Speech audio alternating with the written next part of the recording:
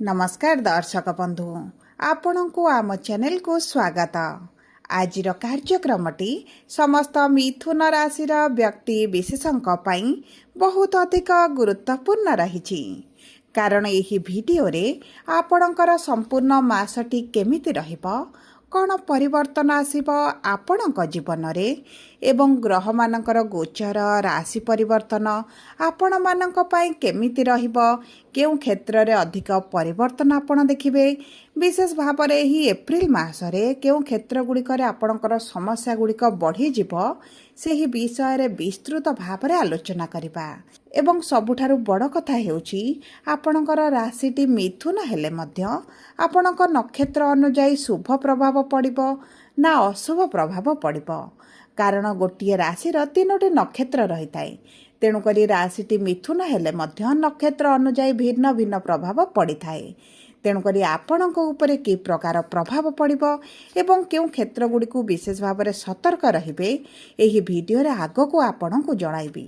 देखंतु एही एप्रिल मासरे चारोटी प्रमुख ग्रह करूछंती राशि परिवर्तन एवं बुध शुक्र सूर्य एवं देवगुरु बृहस्पति चलन रे हेबो महापरिवर्तन जो कारणरू भाग्य देव आपणकर साथ एवं पुणी थरे आपणक जीवन रे खुशी फेरिबा पाई जाउची कारण यही एप्रिल मासरे आपणक मिथुन राशि रे एक राजयोगर संयोग हेबा पाई जाउची एवं यही तीनोटी शुभ ग्रहंकर गोचर आपणकर धनर भाव को हेबा पाई जाउची जो कारणरू आर्थिक स्थिति रे हेबाकु जाउची बड़ परिवर्तन जहाद्वारा आपणकर किछि ना किछि अभिलाष पूरण हेबा पाई जाउची एवं अनेक गुड़िए दिगरु आपन को लाभ प्राप्ति हेबा पाई मध्य जाउची।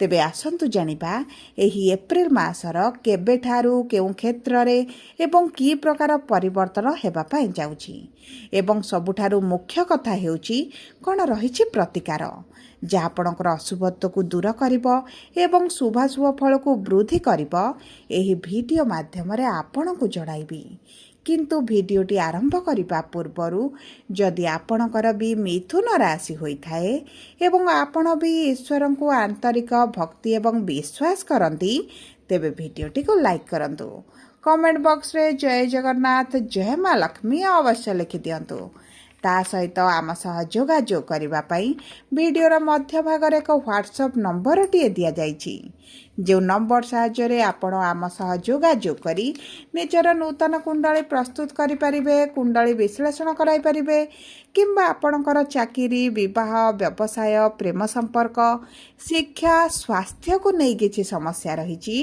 ताहार सहजरे एवं स्वल्प मूल्य रे समाधान करि परिबे सेतिपाई आपण आम सह वीडियोर शेष पर्यंत जोड़ी होई रुहंतु एवं व्हाट्सएप नंबर माध्यम रे आम सह जोगाजोग करी खूब कम मूल्य रे आपणक समस्यार समाधान करंतु। एबे आसंतु कार्यक्रमटी को आग को बढ़ाइबा एवं जानिबा समस्त मिथुन राशि व्यक्ति विशेषकर एही एप्रिल मासटी केमिति रहिबो। देखंतु सर्वप्रथम जानिबा आपणकर स्वास्थ्य केमिति रहिबो। देखंतु स्वास्थ्य कुंडलीर प्रथम गृहरु जणा पड़े एवं आपणकर रस्याधिपति भाग्यर भाव रे अछंती राहुंक सहित विराजमान करिसंती लग्न भाव रे देवगुरु बृहस्पति विराजमान करिसंती जो कारणरू आपणक खाद्य पानीय को नहीं आपण बहुत अधिक सचेतन रुहंतु मोटापा बढ़ी पारे चर्बी वृद्धि होई पारे पेटरे डाइजेशन समस्या होई पारे गैस भली समस्या मध्य आपण देखि पारंती मोटापा कारणरू मध्य विभिन्न प्रकार समस्या आपणक शरीर रे देखा देई पारे सेति प्रति आपण को दृष्टि देबा को पड़िबो।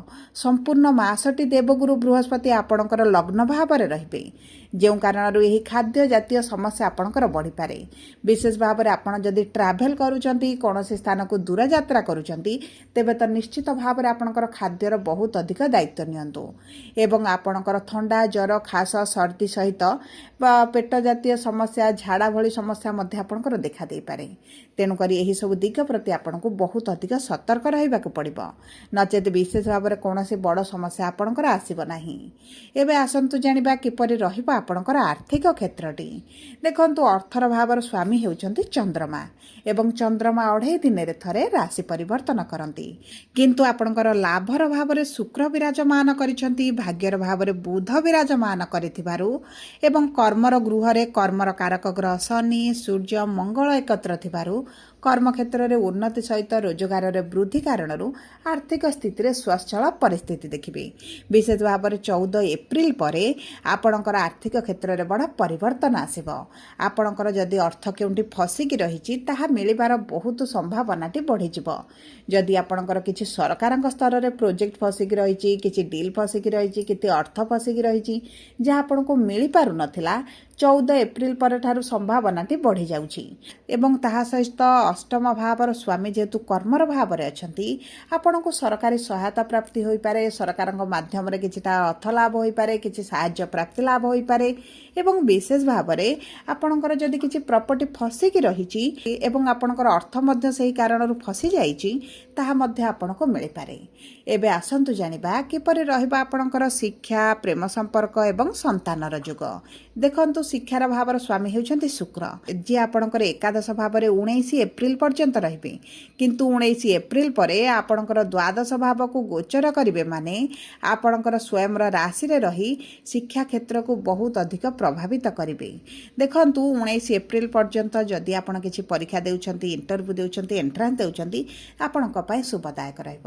ଯଦି କ୍ଲାସ୍ ପ୍ରମୋସନ୍ ପାଇଁ କିଛି ପରୀକ୍ଷା ଦେଇଛନ୍ତି, ରେଜଲ୍ଟ ଆଉଟ୍ ହେବାର ଅଛି, ତେବେ ମଧ୍ୟ ଆପଣଙ୍କୁ ଶୁଭ ଫଳ ପ୍ରାପ୍ତି ହେବ। ଏବଂ 19 ଏପ୍ରିଲ ପରେ ଆପଣଙ୍କର ଶୁକ୍ର ଦ୍ୱାଦଶ ଭାବକୁ ଗୋଚର କରିବା କ୍ଷଣି ଆପଣ ଯଦି ବିଦେଶ ଯାଇ ପାଠ ପଢ଼ିବା ପାଇଁ ଚାହୁଁଥିଲେ, ଘରଠାରୁ ଦୂରରେ ରହି ଉଚ୍ଚଶିକ୍ଷା କରିବା ପାଇଁ ଚାହୁଁଥିଲେ, ସେହି ସବୁ କ୍ଷେତ୍ର ଗୁଡ଼ିକରେ ଭାଗ୍ୟ ଆପଣଙ୍କର ସାଥ ଦେଉଛି। ସବୁଠାରୁ ବଡ଼ କଥା ହେଉଛି ଆପଣଙ୍କ ଶିକ୍ଷା ସମ୍ବନ୍ଧିତ ଯାହା ବି ନିଷ୍ପତ୍ତି ନେବେ ଆପଣଙ୍କ ପାଇଁ ଶୁଭଦାୟକ ରହିବ, କାରଣ ଦେବଗୁରୁ ବୃହସ୍ପତିଙ୍କର ପଞ୍ଚମ ଦୃଷ୍ଟି ଆପଣଙ୍କ ଶିକ୍ଷା ଭାବ ଉପରେ ରହୁଛି। ତେଣୁକରି ବିଶେଷ ସମସ୍ୟା ଆପଣଙ୍କର ରହିବ ନାହିଁ, କିନ୍ତୁ ମନରେ ଭୟ ରହିବ। ଆପଣଙ୍କ ରେଜଲ୍ଟକୁ ନେଇ, ପରୀକ୍ଷାକୁ ନେଇ ମନ ବିଚଳିତ ହୋଇପାରେ, ଦ୍ୱନ୍ଦ୍ୱରେ ରହିପାରନ୍ତି। ଯେହେତୁ ଭାଗ୍ୟର ଭାବରେ ରାହୁ ବିରାଜମାନ ହୋଇଛନ୍ତି, ଏହିଭଳି ସମସ୍ୟା ଆପଣଙ୍କ ଜୀବନରେ ଆସିପାରେ, କିନ୍ତୁ ଆପଣଙ୍କୁ ରେଜଲ୍ଟ ଶୁଭାଶୁଭ ଫଳ ପ୍ରାପ୍ତି ହେବ। ଏବେ ଆସନ୍ତୁ ଜାଣିବା କିପରି ରହିବ ଆପଣଙ୍କର ପ୍ରେମ ସମ୍ପର୍କ। ପ୍ରେମ ସମ୍ପର୍କ ମଧ୍ୟ ଉତ୍ତମ ରହିବ, ବିବାହରେ ପରିଣତ ହୋଇପାରେ।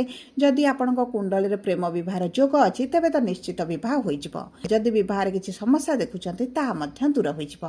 ସନ୍ତାନ ପ୍ରାପ୍ତି ପାଇଁ ମଧ୍ୟ ଭଲ ସମୟ ରହିଛି। ସମ୍ପୂର୍ଣ୍ଣ ମାସଟି ଆପଣଙ୍କ ସନ୍ତାନ ପ୍ରାପ୍ତି ପାଇଁ ଅତି ପ୍ରବଳ ଯୋଗ ବନାଉଛି, ବିଶେଷ ଭାବରେ 11 ଏପ୍ରିଲ ପରଠାରୁ। ଯଦି ଆପଣ ସନ୍ତାନ ପ୍ରାପ୍ତି ପାଇଁ କିଛି ପ୍ଲାନିଂ କରନ୍ତି, ତେବେ ଆପଣଙ୍କୁ ଶୁଭ ଫଳ ପ୍ରାପ୍ତି ହେବ। ଏବେ ଆସନ୍ତୁ ଜାଣିବା କିପରି ରହିବ ଆପଣଙ୍କର ବିବାହ ଏବଂ ବୈବାହିକ ସମ୍ପର୍କ। ଦେଖନ୍ତୁ, ବିବାହର ସ୍ୱାମୀ ହେଉଛନ୍ତି ଦେବଗୁରୁ ବୃହସ୍ପତି, ଯିଏ ସ୍ୱୟଂ ଆପଣଙ୍କ ରାଶିରେ ବିରାଜମାନ ହୋଇଛନ୍ତି। ଉଚ୍ଚସ୍ଥ ସପ୍ତମ ଦୃଷ୍ଟି ଆପଣଙ୍କର ବିବାହର ଭାବକୁ ଦେଉଛନ୍ତି, ଯେଉଁ କାରଣରୁ ବିବାହ ଆପଣଙ୍କର ଏହି ଏପ୍ରିଲ ମାସରେ ହେବା ପାଇଁ ବହୁତ ଅଧିକ ସମ୍ଭାବନା ଅଛି। ଆପଣଙ୍କର ବିବାହରେ ଆସୁଥିବା ବାଧା ବିଘ୍ନ ଦୂର ହୋଇଯିବ ଏବଂ ଆପଣଙ୍କର ଯଦି କିଛି ସମସ୍ୟା କାରଣରୁ ବିବାହଟି ପେଣ୍ଡିଂ ରହୁଛି, ଝୁଲିକି ରହିଛି, ଆଗକୁ ବଢ଼ିପାରୁନାହିଁ କିମ୍ବା ଆପଣଙ୍କ ମନପସନ୍ଦ ପ୍ରସ୍ତାବ ଆସୁନାହିଁ, ତାହା ମଧ୍ୟ ଆପଣଙ୍କୁ ପ୍ରାପ୍ତ ହେବ। ଯଦି ଆମେ ଦେଖିବା ଆପଣଙ୍କ ବୈବାହିକ ସମ୍ପର୍କକୁ, ତେବେ ବୈବାହିକ ସମ୍ପର୍କ ଭଲ ରହିବ। ଯଦି ପୂର୍ବରୁ କିଛି ସମସ୍ୟା ଚାଲିଥିଲା, ତାହା ଦୂର ହୋଇଯିବ।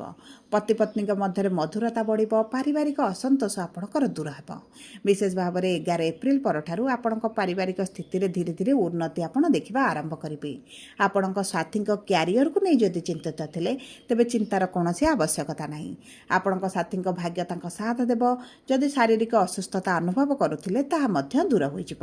ଏବେ ଆସନ୍ତୁ ଜାଣିବା କିପରି ରହିବ ଆପଣଙ୍କର କର୍ମକ୍ଷେତ୍ର, ଚାକିରି ଏବଂ ବ୍ୟବସାୟ। ଦେଖନ୍ତୁ, କର୍ମର ଭାବରେ 3ଟି ଗ୍ରହ ବିରାଜମାନ କରିଛନ୍ତି, ଯେଉଁ କାରଣରୁ ଆପଣଙ୍କ ବାଣୀ ଉପରେ ଆପଣଙ୍କୁ ଟିକେ ନିୟନ୍ତ୍ରଣ ରଖିବାକୁ ପଡ଼ିବ। ଶନି ଏବଂ ମଙ୍ଗଳ ଯେତେବେଳେ ଏକତ୍ର ହୁଅନ୍ତି, ବିସ୍ଫୋଟକ ଯୋଗ ବନାନ୍ତି, ଯେଉଁ କାରଣରୁ ଆପଣଙ୍କ କଥାର ଅନ୍ୟର୍ଥ କଢ଼ାଯାଇପାରେ, ଆପଣଙ୍କ କଥାର ଭୁଲ ଅର୍ଥ କଢ଼ାଯାଇପାରେ। ବିଭିନ୍ନ ପ୍ରକାର ଆରୋପ ପ୍ରତ୍ୟାରୋପ ଭିତରେ ଆପଣ ରହିପାରନ୍ତି, କିନ୍ତୁ ଏହିଭଳି ସମସ୍ୟା ଆପଣଙ୍କର ସମ୍ପୂର୍ଣ୍ଣ ମାସଟି ରହିବ, କାରଣ ମଙ୍ଗଳ ଆପଣଙ୍କର ସମ୍ପୂର୍ଣ୍ଣ ମାସଟି ଦଶମ ଭାବରେ ରହିବେ। ତେଣୁକରି ଆପଣଙ୍କ ବାଣୀ ଉପରେ ନିୟନ୍ତ୍ରଣ କଲେ ଆପଣଙ୍କୁ ଶୁଭ ଫଳ ପ୍ରାପ୍ତି ହେବ। ଏବଂ ଯଦି ଆପଣଙ୍କ କର୍ମକ୍ଷେତ୍ରରେ କିଛି ପଦକ୍ଷେପ ନେବା ପାଇଁ ଚାହୁଁଛନ୍ତି, 14 ଏପ୍ରିଲ ପରେ ନେଲେ ଆପଣଙ୍କ ପାଇଁ ଅତି ଉତ୍ତମ ରହିବ। ସରକାରୀ ଚାକିରି ପାଇଁ ଯଦି ଚେଷ୍ଟା କରୁଛନ୍ତି, ପରୀକ୍ଷା ଦେଉଛନ୍ତି, ଇଣ୍ଟରଭ୍ୟୁ ଦେଉଛନ୍ତି, ତେବେ 14 ଏପ୍ରିଲ ପୂର୍ବରୁ ଯଦି ଆପଣଙ୍କର ପରୀକ୍ଷା ରହିଛି, ତେବେ ଶୁଭ ଫଳ ପ୍ରାପ୍ତି ହେବ, କାରଣ ସୂର୍ଯ୍ୟ ଦଶମ ଭାବରେ ବିରାଜମାନ କରି ସରକାରୀ ଚାକିରିର ପ୍ରବଳ ଯୋଗ ବନାଉଛନ୍ତି। ଯଦି ଆପଣ ବ୍ୟବସାୟ କରୁଛନ୍ତି, ବ୍ୟବସାୟରେ ଉନ୍ନତି ଚାହୁଁଛନ୍ତି, ତେବେ 11 ଏପ୍ରିଲ ପରଠାରୁ ଆପଣଙ୍କର ଉନ୍ନତି ଦେଖାଯିବ, କାରଣ ରାହୁ ବୁଧ ଯେହେତୁ ଏକତ୍ର ବସନ୍ତି, ସେଠାରେ ଆପଣଙ୍କ ଆପଣଙ୍କ ବାଣୀ ଉପରେ ପ୍ରଭାବ ପକାଇଥାନ୍ତି, ଆପଣଙ୍କ କାର୍ଯ୍ୟ ଉପରେ ପ୍ରଭାବ ପକାନ୍ତି। ତେଣୁକରି 11 ଏପ୍ରିଲରେ ବୁଧ ଆପଣଙ୍କର କର୍ମର ଭାବକୁ ଆସିବା କ୍ଷଣି ଆପଣଙ୍କ ବ୍ୟବସାୟରେ ବୃଦ୍ଧି ଦେଖିବେ। ପୂର୍ବରୁ ବ୍ୟବସାୟରେ ଯେଉଁ ମାନ୍ଦା ପରିସ୍ଥିତି ଚାଲିଥିଲା ସେଥିରେ ପରିବର୍ତ୍ତନ ଆସିବ, ଲାଭ ବୃଦ୍ଧି ହେବ। କିନ୍ତୁ ଦେଖନ୍ତୁ 19 ଏପ୍ରିଲ ପରଠାରୁ ଶୁକ୍ର ଦ୍ୱାଦଶ ଭାବକୁ ଯିବେ, ମାନେ ଆପଣଙ୍କର ଖର୍ଚ୍ଚଟି ବଢ଼ିବ। ସେଥିପ୍ରତି ଆପଣଙ୍କୁ ଦୃଷ୍ଟି ଦେବାକୁ ପଡ଼ିବ। ସବୁ ପରେ ଅଶୁଭତ୍ୱକୁ ଦୂର କରି ଶୁଭାଶୁଭ ଫଳକୁ ବୃଦ୍ଧି କରିବା ପାଇଁ ଆପଣ ପ୍ରତିଦିନ ମଙ୍ଗଳଙ୍କର ବୀଜ ମନ୍ତ୍ର 108 ଥର ପାଠ କରନ୍ତୁ। ମହାଦେବଙ୍କର ପୂଜାର୍ଚ୍ଚନା କରିବା ସହିତ ପ୍ରଭୁ ଗଣେଶଙ୍କ ପାଖରେ ପ୍ରତି ଗୁରୁବାର ଦିନ ଦୁବ ଘାସ ଏବଂ ବୁନ୍ଦି ଲଡ଼ୁ ଭୋଗ କରନ୍ତୁ। ତା ସହିତ ଗୁରୁଙ୍କର ବୀଜ ମନ୍ତ୍ର ଜପ କରନ୍ତୁ। ଗୋମାତାଙ୍କୁ ଗୁଡ଼ ସହିତ ରୁଟି ମିଶାଇ ଖାଇବା ପାଇଁ ଦିଅନ୍ତୁ। କୁକୁରମାନଙ୍କୁ ପ୍ରତିଦିନ ଖାଦ୍ୟ ଦିଅନ୍ତୁ, ଆପଣଙ୍କ ପାଇଁ ଶୁଭଦାୟକ ରହିବ। ଯଦି ଆପଣଙ୍କର ମିଥୁନ ରାଶି ହୋଇଥାଏ, ଭିଡ଼ିଓଟି କିଭଳି ଲାଗିଲା କମେଣ୍ଟ ବକ୍ସରେ ଲେଖି ଜଣାନ୍ତୁ। ଧନ୍ୟବାଦ।